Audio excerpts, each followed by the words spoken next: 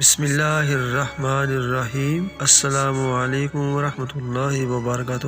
حضور اکرم صلی اللہ علیہ وآلہ وسلم نے ارشاد فرمایا کہ حسد سے پرہیز کرتے رہو، کیونکہ حسد نیکیوں کو اس طرح کھا جاتا ہے جس طرح آگ لکڑی یا گھاس کو کھا جاتی ہے۔ نبی کریم حضرت محمد صلی اللہ علیہ وآلہ وسلم نے فرمایا کہ انسان کے دل میں حسد اور ایمان دونوں اکٹھے نہیں ہو سکتے۔ قرآن مجید میں اللہ تعالیٰ کا پاک فرمان ہے، اِنَّهُ لَا يُحِبُّ الْمُتَكَبِّرِينَ، بے شک اللہ متکبروں کو دوست نہیں رکھتا۔ امام غزالی رحمۃ اللہ علیہ فرماتے ہیں، جو شخص متکبر کے دل پر نظر کرے، کوئی سنڈاس اس سے بدتر نہیں، تکبر سے کوئی خصلت بدتر نہیں، کسی گناہ سے انسان شیطان کے برابر نہیں ہوتا۔ جب تکبر کیا تو ابلیس کا اور انسان کا فعل ایک جیسا ہو جاتا ہے۔